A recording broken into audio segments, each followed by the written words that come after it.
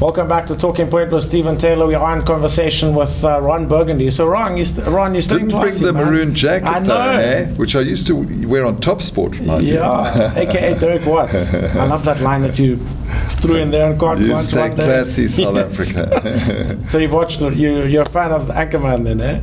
You know, I've watched that movie I don't know how many times, mainly because of the kids. Yeah, that's very good. So, what were we speaking about before we went? Well, life-changing moments. Yes. And this was a strange one because I was at the Kenaway Hotel in East London and having breakfast. Oh. But I did have a bit of a hangover. Sorry to admit that. Oh, that's okay. That's real life, man. That's real life. So Derek Watts does drink, people, and it's okay. He's still here. Not too much, though. There we go. So I came down to breakfast. There was my boss, and you know, he caught me in one of those moments when I should have been more diplomatic. But he said, "Derek, do you really enjoy this job?" And I should have said, Jaime, you know, it's the best thing in the world. I love selling these plastic bottles. I want to get out there every day and sell another plastic bottle. And I don't know what got into me. I said, you know, Jaime, yeah, I love it, but I don't go out there every day and think I've got to sell a plastic bottle. Yeah. And he thought for a moment. He said, Derek, you should go into journalism. Oh, wow. I don't know why. Okay. Maybe it was his delicate way of firing me. Yeah. But no, he didn't fire me. But so within a month, I was back in Zimbabwe, and very fortunate to get on a cadet program with the Argus Group. Oh, nice. Newspapers, because I didn't have a degree, and most of the people did. Maybe a bit of help. So from you my learned father. On the spot, basically. Sorry? You learned on the spot. You learned as absolutely, you go. absolutely. Okay. And started writing, and found out that I loved writing, and it all sort of happened from there. So essentially, my background is writing as much as presenting. So you had a column, or what did you write? Stories, no, I was just a reporter. Oh, wow. In fact, not even a reporter, I was a cadet reporter. All right, what is that? Just a junior starting off in life. Okay. And you write on everything. You know. Do your stories get published? Yeah, they got published when they weren't in contravention of the laws of the day, which was you couldn't write about sanctions, you couldn't write about the political situation. Oh, that was during apartheid, right? Yeah, sure. Yeah. And then you've just celebrated how many years with Carte Blanche? 28. That's hectic. It's quite a long time. I started at the age of 16. No, I started at the age of 16. I was trying to give you a compliment, Derek. No, come on, I think that was pushing it a little bit. Yeah, I know. Yeah. So, 28 years.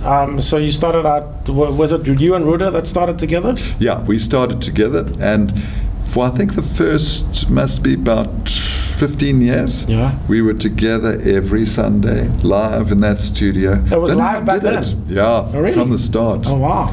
And they were always neurotic about us being together. And, you know, I remember being in New York once and couldn't get a flight back. They just said, fly back first class. Wow. We want you back. Wow. We went to Mauritius, and the planes coming back had a few technical problems. We had the police waiting at the tarmac, well, not the tarmac, cement, at or Tambo as it is now. To get you back.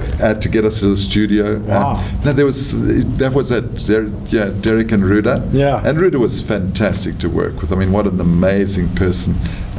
So when she decided to leave, was that planned? Did you know that she was going to leave, or? It was discussed, absolutely. Okay. I think she'd made such a great contribution. Yes. She felt it was time to move on, and I can't believe it's 8 years ago.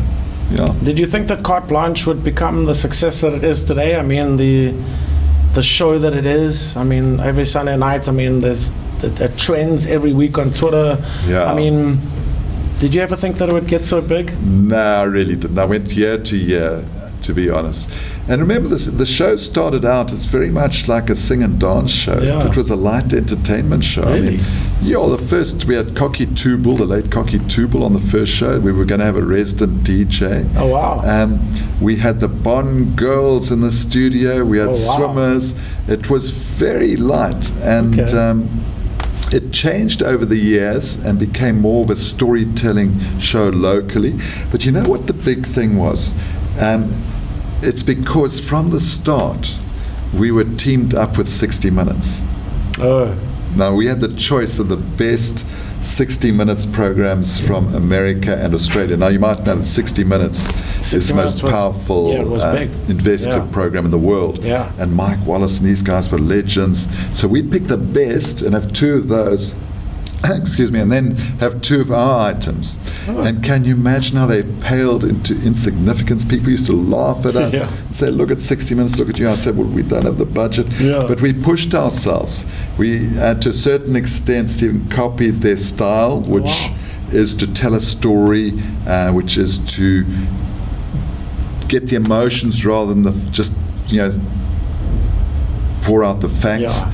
And to involve people in the story. And so that set the tone for Carte Blanche. And now, of course, we're on our own and thriving with very much local stories rather than the amount of international stories we did. But now it's live TV. That must be very nerve-wracking, right? Is there any incidents that have taken place on camera where you go, oh my goodness, what just happened?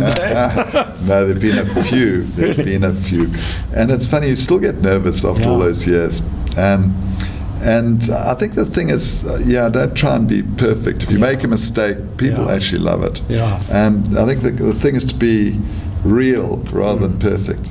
But there have been mistakes. There have been a few, and I've made some comments that I've had to apologize for. Oh, sure.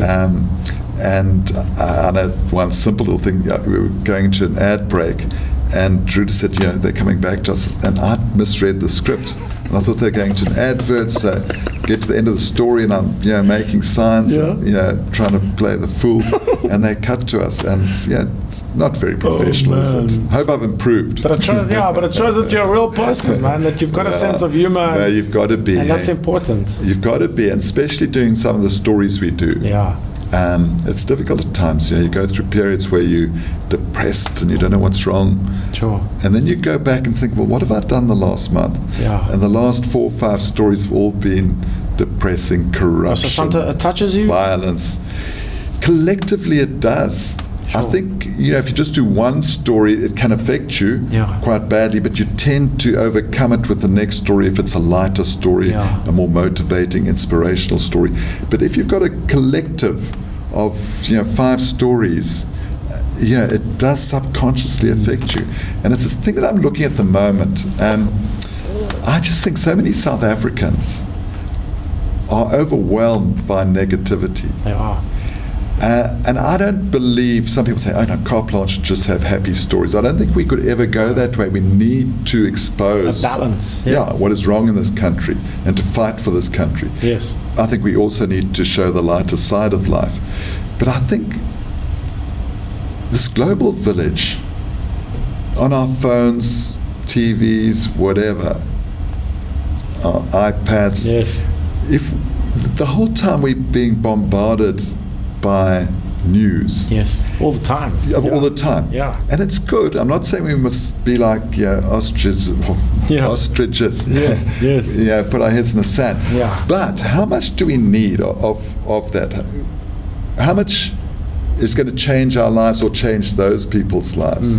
So I'm sort of investigating this on my own. Because I'm finding it so interesting how various people handle the news and negativity around them, because it's becoming more important to have filters in your life. It is important to decide what you're going to watch.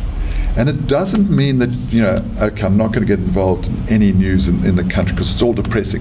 It's actually the opposite. You actually delve more deeply into aspects where you can make a difference. And I guess the theme is, if you're not going to make a difference, and if you're not going to do something positive about that situation, then don't get involved. Don't whine at the dinner table. Yes. And that's what I don't enjoy, is a whining session. But talking about if you're going to do something, do it, okay? But don't sit and whine. What was it doing? That's it. But Derek, talking about the dinner table, do you think that more conversations should be taking place at the dinner table that are not taking place at the moment?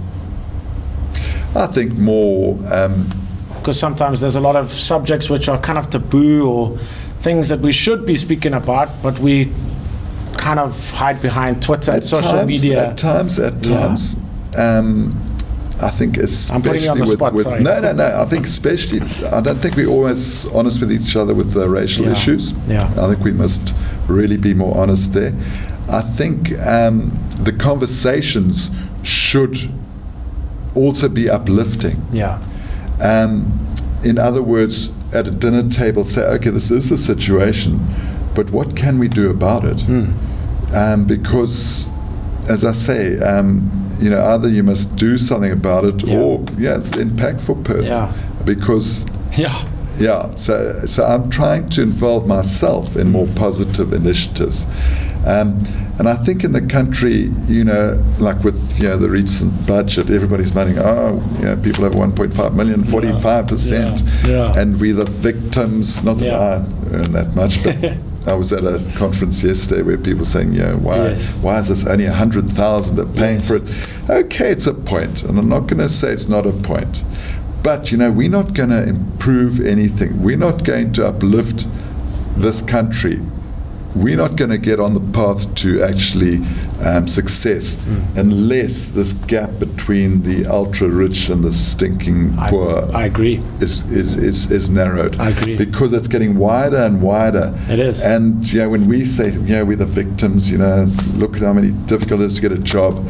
We're not really the victims. No. You've got to go through the squatter camps and see those people not at times getting proper schooling, not getting skills, and subsequently not getting jobs. Yes. And then we wonder why things are still staying the same way. It's not going to change until unemployment figures are reduced, until we're offering a better life to all the people in this country. But I think it's a mindset as well. That is just a fact. Yeah, I think it's a mindset that also plays a role in South Africa. I think our mindsets need to change, because a lot of anger, there's a lot of negativity, there's a lot of racism. If we all just step outside of that and say, what can I do to make South Africa better, instead of moaning and complaining all the time, I think that's the problem that we face. I don't say that I've solved it, because I'm also on that path of, I get down at times and I get depressed at times. We all do. But and I think in terms of upliftment, we try and do our best. We've got a charity, a family charity, in the name of my daughter, the Kirsty Watts Foundation. Oh, nice. And we do quite a lot. We've been building wards at Baragwanath Hospital, other wards at Steve Harney. We've been getting shoes and clothing out to the townships, new classrooms now. That's the latest thing that it's mainly my wife Belinda that does the work, but she's building classrooms mainly around Soweto, and lots of programs to just help where we can. The latest one is prosthetics as well, because there's a long waiting list for kids who need prosthetics. And the joy you see when a kid can actually go and kick a ball around who's been in a wheelchair for the first 6-8 years of life it's heartwarming. We're going to take a quick break. We're in conversation with Derek Watts. Talking Point with Stephen Taylor will be back next.